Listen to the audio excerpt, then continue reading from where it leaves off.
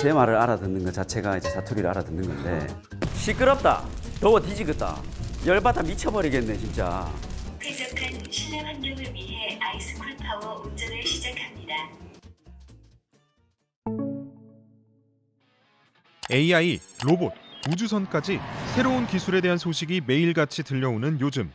미디어에서 접하는 기술은 늘 거창하고 대단해 보이지만 막상 우리가 일상에서 쓰는 기술은 생각보다 소소할 때가 많죠.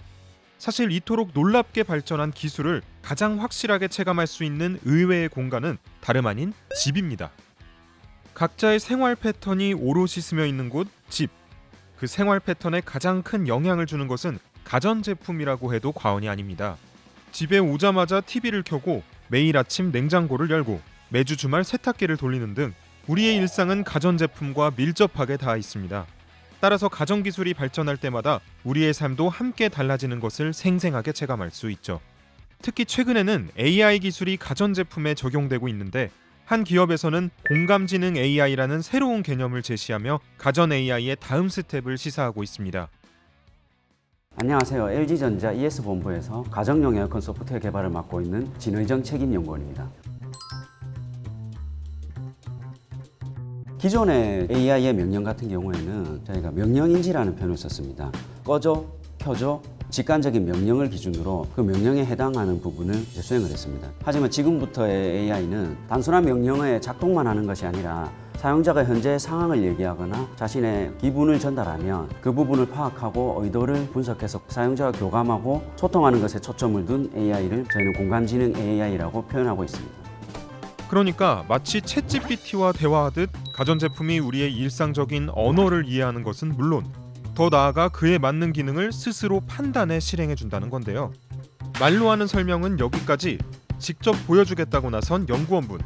오늘의 주인공 공감지능 AI 에어컨. 에어컨은 사람이 존재하는 실내 환경을 좌우하는 가전인 만큼 사용자의 감정과 환경을 분석하는 기술이 적용되기에 제격인 제품이죠. 명령인지라고 계속 표현했던 부분들이 이런 명령일 겁니다. 에어컨 켜줘. 이런 부분이야 과거에도 많이 접하셨던 부분이고 공감지능으로 발전한 AI 음성 인식으로 가면 스튜디오가 너무 꿉꿉해.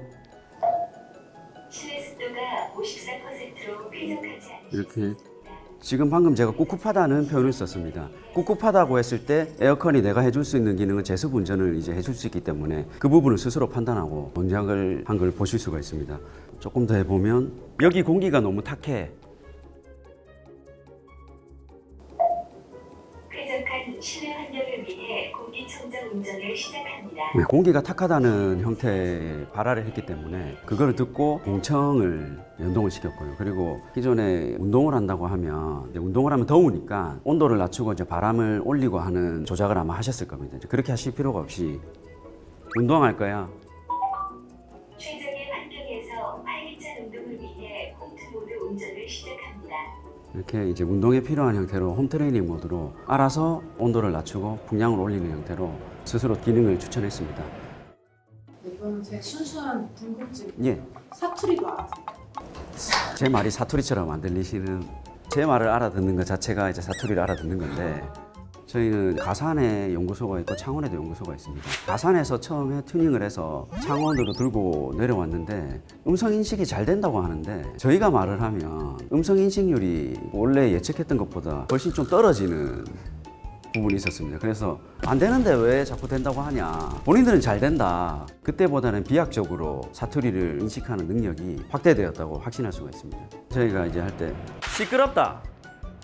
화난 게 아니고 좀 바람을 낮추고 이렇게 시끄럽다고 하면 알아듣고요. 그리고 더워 뒤지겠다.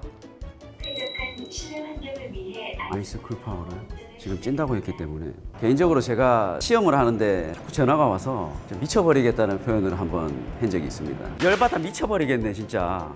이렇게 말하면서 나가는데 아이스쿨 파워를 이렇게 알아듣더라고요. 그래서 제가 나가다가 깜짝 놀라서 다시 들어와서 이 정도의 발언들은 알아듣는구나.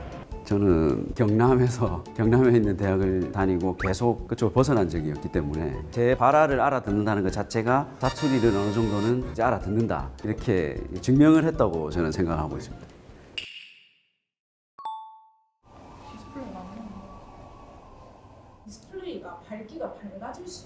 화면 밝기 최대로 한번 봐라 하시면은 화면 밝기 최대로 해줘. 화면 밝기를 100%로 설정합니다. 그러니까 모르시면 봐라 하시면 됩니다. 네. 혹시 볼륨 최대로 이런 것도 다 먹을 겁니다.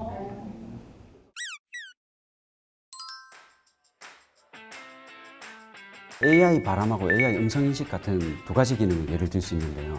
AI 바람의 경우 딥러닝 기반의 공간부와 탐지를 바탕으로 레이더 센서를 써서 고객의 위치를 파악하고 온열감을 예측하고 알아서 좀 맞춰주는 형태의 기능을 하고 있습니다.